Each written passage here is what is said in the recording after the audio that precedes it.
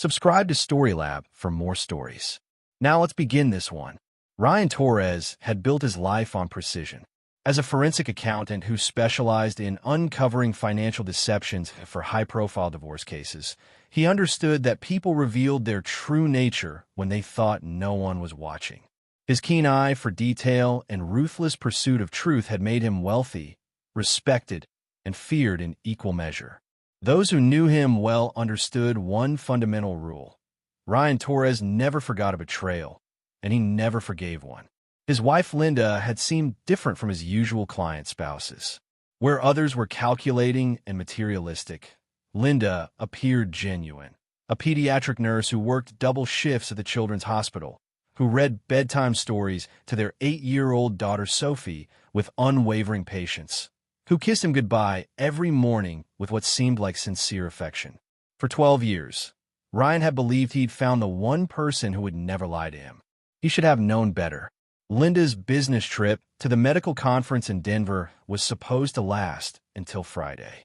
When Ryan heard her car in the driveway Wednesday evening, his first emotion was joy. Sophie was at her friend's house for a sleepover, and he'd planned to surprise Linda with dinner from her favorite restaurant. Then came a knock at the front door. "It's Mommy, dear," said the voice outside. But something was wrong. Linda had her keys.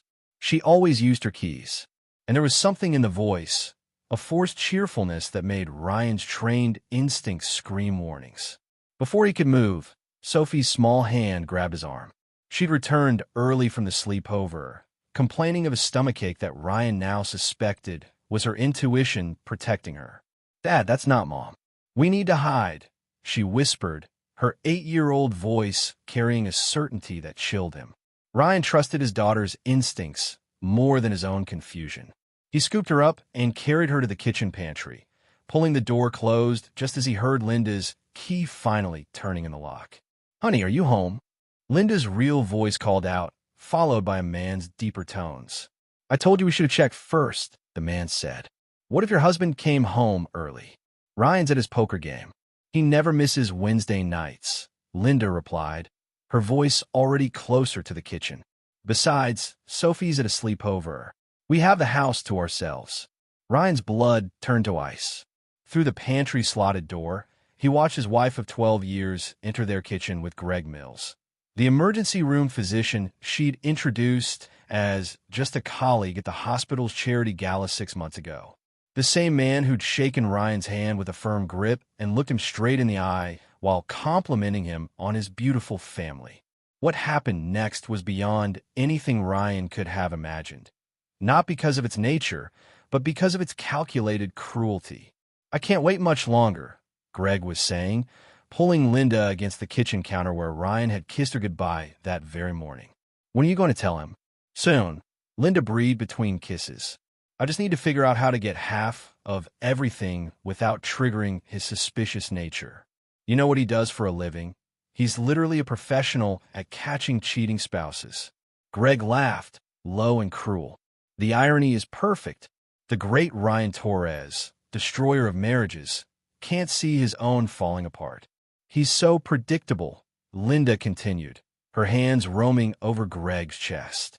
"Every Wednesday at poker, every Saturday morning at the gym, every Sunday, cooking breakfast like the perfect husband. He has no idea I've been planning this for 8 months."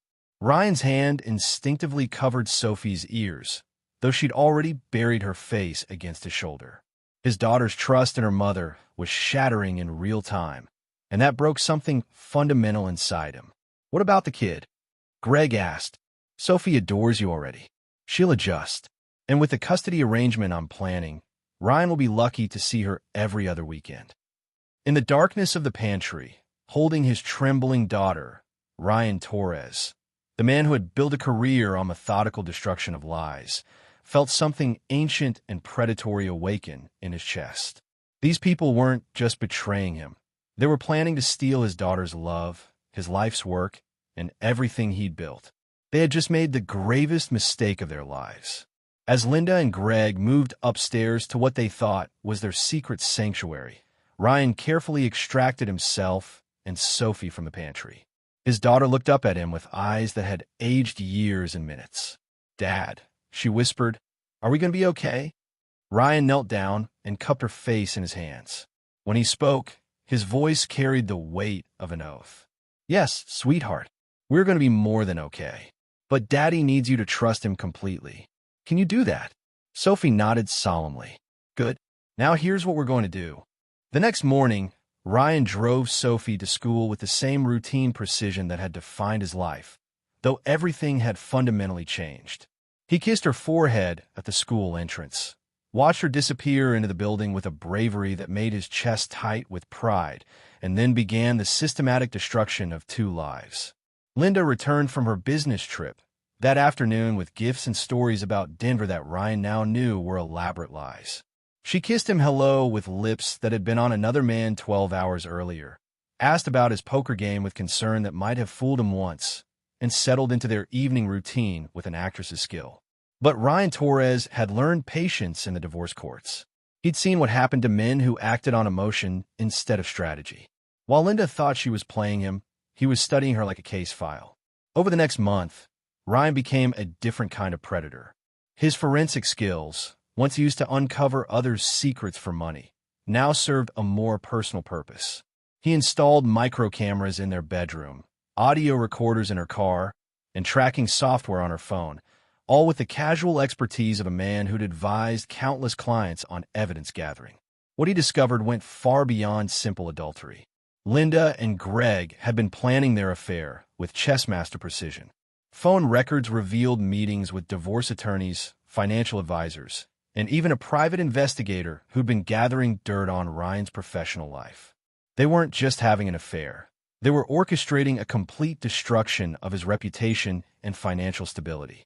The breaking point came when Ryan discovered Linda's detailed notes about Ryan's controlling behavior and concerning interactions with Sophie, fabricated evidence clearly designed to support a custody challenge. They weren't just planning to leave him. They intended to paint him as an unfit father. That night, as Linda slept beside him, Ryan made a series of phone calls to old clients, powerful men and women who owed him favors and understood the value of absolute loyalty. By morning, he had assembled a network that made Linda and Greg's little conspiracy look like children playing with matches. But Linda and Greg weren't passive targets. When Ryan's behavior became more distant, more calculating, Linda's maternal instincts, or perhaps her guilty conscience, made her paranoid. She began watching him as carefully as he was watching her. The war truly began when Linda found one of Ryan's hidden cameras. "You son of a bitch!" she screamed at him in the kitchen while Sophie was at school. "You're spying on me?" Ryan looked up from his coffee with the cold assessment he usually reserved for hostile witnesses. "I'm protecting my assets. Standard procedure in a marriage with trust issues." "Trust issues?" Linda's voice pitched higher. "What trust issues?" "The kind where my wife comes home smelling like another man's cologne," Ryan replied calmly, sipping his coffee. "Chanel Blue. Distinctive scent. Dr. Greg Mills wears it, doesn't he?" Linda's face went white, then red with rage. "You bastard. You manipulative, controlling bastard. No wonder I needed someone else." "Needed?" Ryan stood slowly, his 6-foot frame suddenly seeming larger in their kitchen. "That's an interesting choice of words. As if adultery is a requirement rather than a choice." "I want a divorce," Linda spat. "No," Ryan said simply. "You don't." "Excuse me." Ryan pulled out his phone and played a recording. Linda's voice, crystal clear, discussing her plans to destroy Ryan's credibility and make sure he never sees Sophie without supervision. "You see, Linda, wanting a divorce and being able to get one on your terms are very different things. I'm a forensic accountant who specializes in high-conflict divorces. Did you really think I wouldn't know how to protect myself?" Linda stared at him with dawning horror. "You can't use that. It's a legal recording. In our bedroom? Our car? Our home?"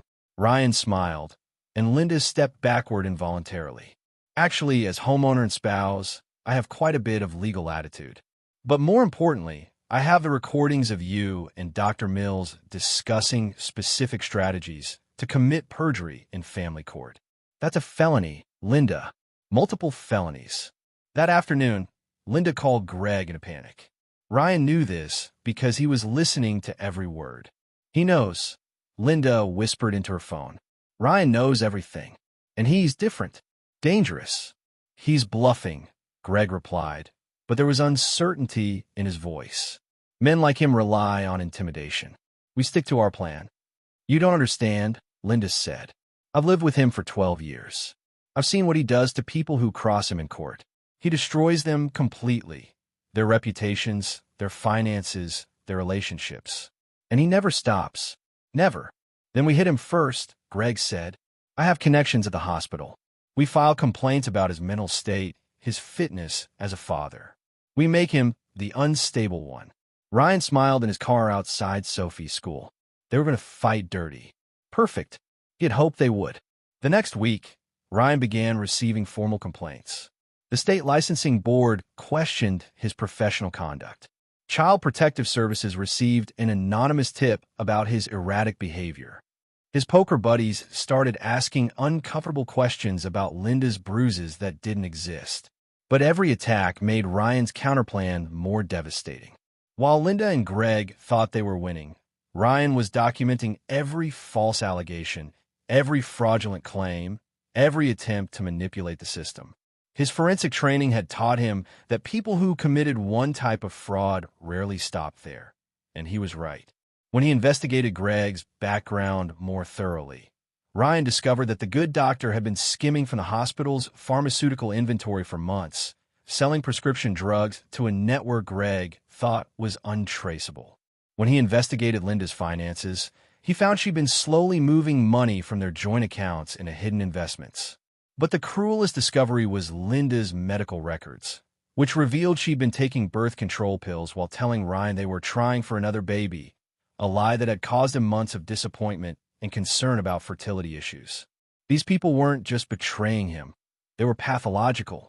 And Ryan Torres had built a career on the principle that pathological people always overplayed their hands. As winter deepened, the attacks on Ryan's life intensified. Linda filed for a restraining order based on fabricated evidence. Greg spread rumors about Ryan's mental stability among their social circle. They turned mutual friends against him with carefully crafted lies about domestic violence and emotional abuse. For the first time in his career, Ryan Torres felt like he was losing. The final battle began on a Tuesday in February when Linda served Ryan with divorce papers that demanded full custody of Sophie, alimony that would bankrupt him, and a division of assets that would leave him with virtually nothing. The papers painted a picture of a controlling, potentially violent man who posed a danger to his wife and child. Sophie found Ryan reading the papers at the kitchen table, his face pale with rage. "Daddy," she asked quietly, "is Mommy really going to take me away from you?" Ryan looked at his 8-year-old daughter, the only person in the world who had never betrayed him, never lied to him, never tried to manipulate him. Her trust was the one thing in his life that remained pure. "Not if I can help it, sweetheart," he said, pulling her onto his lap. "But Daddy might have to do some things that aren't very nice. Would that be okay with you?" Sophie considered this with a seriousness that had always made her seem older than her years. "Will you hurt Mom?" "Not physically," Ryan promised. "But I want to make sure she can't hurt us anymore." "Okay," Sophie said simply. "I trust you." That afternoon, Ryan activated the network he'd spent months building. The first domino fell when the hospital's head of security, a former police detective who owed Ryan a favor from a particularly nasty divorce case, conducted a routine audit of pharmaceutical inventory. Greg stealing was discovered within hours. The second domino fell when Ryan's private investigator friend delivered comprehensive evidence of Linda's hidden financial assets to the IRS. Tax evasion, it turned out, was something the government took very seriously. The third domino was the most personal. Ryan had discovered that Greg was married. His wife lived in another state where he maintained a separate practice. Dr. Mills wasn't just an adulterer. He was a bigamist living a double life. Ryan's evidence package to Greg's legal wife included everything: the affair, the drug dealing, the financial fraud. But Ryan's masterpiece was yet to come. On the day of their custody hearing, Linda arrived confident and prepared. She'd coached Sophie to be afraid of her father, bribed witnesses to testify about Ryan's controlling behavior, and hired the best divorce attorney money could buy. What she didn't know was that Ryan had been feeding her attorney false information for weeks through carefully placed sources. Every strategy Linda thought was secret had been anticipated and countered. When Linda took the stand to testify about Ryan's alleged abuse, she was unprepared for the audio recordings of her planning perjury. When Greg testified about Ryan's mental instability, he was unprepared for the federal agents waiting outside the courtroom with a warrant for his arrest on drug trafficking charges. But Ryan's cruelest stroke was saved for last. "Your Honor," Ryan's attorney said during his presentation, "my client would like to call a witness to speak about Mrs. Torres's fitness as a mother." Sophie Torres walked to the witness stand with the quiet dignity of a child who understood exactly what was happening. When asked about her mother's behavior, she told the truth about the nights Linda didn't come home, about the man she brought to their house, about the conversation Sophie had overheard about taking her away from her father. "Mrs. Torres," the judge said coldly, "I've seen many custody cases, but rarely have I witnessed such a calculated attempt to manipulate this court and traumatize a child. Not only are you unfit for primary custody, but I'm recommending supervised visitation only." Linda stared at Ryan across the courtroom with pure hatred. "You did this," she whispered. "You turned my own daughter against me." Ryan met her gaze without flinching. "I didn't turn her against you, Linda. I simply stopped protecting you from the consequences of your choices." Greg was sentenced to 5 years in federal prison. Linda lost her nursing license due to the financial fraud charges and was ordered to pay Ryan restitution that would keep her in debt for the rest of her life. The restraining order was not only dismissed but reversed. Linda was banned from coming within 500 feet of Ryan or Sophie without court supervision. 6 months later, Ryan sat in his home office reviewing case files while Sophie did homework at the desk beside him. Their house was quiet, peaceful, and free of secrets. "Dad," Sophie said without looking up from her math worksheet, "do you think Mom will ever come back?"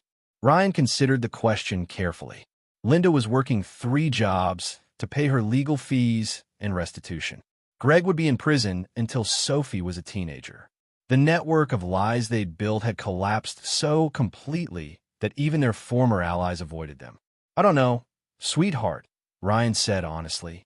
"But if she does, she'll have to prove she's changed. And she'll have to accept that things will never go back to the way they were." "Good," Sophie said simply, returning to her homework. "I like it better when it's just us." Ryan smiled and returned to his case file. A woman whose husband had been embezzling from their joint accounts to fund an affair. Standard work for a forensic accountant, but now it felt more personal. He understood what betrayal cost beyond money and property. It cost trust, innocence, and the fundamental belief that people would keep their promises. But he also understood something else, that some people, when pushed to their limits, didn't break. They adapted. They became harder, smarter, more dangerous. Ryan Torres had been one of those people, and anyone who thought about betraying him in the future would have Linda and Greg's fate as a warning. The phone rang. Another case, another cheating spouse, another opportunity to remind the world that some men never forgave and never forgot. Ryan answered on the second ring. "Torres Forensic Accounting. We find the truth." Outside, snow began to fall on a world that had learned to respect the name Ryan Torres. Inside, a father and daughter worked side by side in comfortable silence, surrounded by the security that came from understanding exactly what kind of man protected them. The reckoning was complete. This is where our story comes to an end. Share your thoughts in the comments section. Thanks for your precious time. If you enjoyed this story, then please make sure you subscribe to this channel. That would help me a lot. Click on the video you see on the screen, and I will see you there.